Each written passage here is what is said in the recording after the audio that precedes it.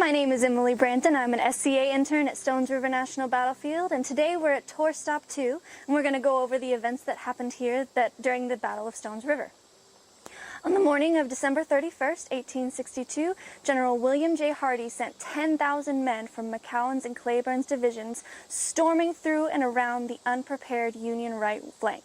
The men of Richard Johnson's division were so terrified, they immediately retreated.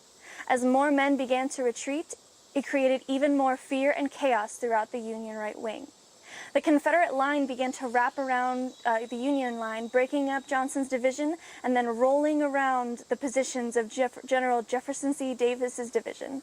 When the fight came to General Philip Sheridan and his men, they stopped the advance because they were ready to fight by 4 a.m. Sheridan bent back his lines grudgingly as the rebels began to push them all the way back to this spot north of the Wilkinson Pike. Sheridan's lines and those of General James Negley formed a V-shaped salient here. General William S. Rosecrans, realizing his initial attack plan was failing, began to change his focus from defending the vital Nashville Pike, and he began to reform the line, but he needed time to be able to do so. So he sent word to Generals Sheridan and Negley to hold their positions here to give him that time. These woods and limestone outcroppings provided shelter and protection to those worn-out soldiers of Sheridan and Negley's brigades. For 2 hours, General Sheridan and General Negley held their position, fighting off attacks from 3 different sides. Eventually, Sheridan's men, exhausted from fighting for several hours and low on ammunition, retreat, leaving Negley and his men nearly surrounded.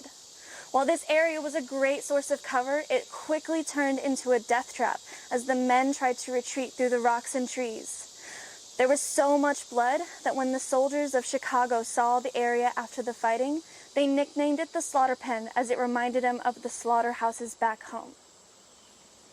While the terrible losses they suffered by Sheridan and Negley's men here surely had them thinking that all hope was lost, the seeds of ultimate Union victory were sown by their sacrifices. 5 Union brigades had stalled nearly half of the Confederate Army for 2 hours. This gave Rosecrans the time he needed to set his troops for a final decisive stand along the Nashville Pike.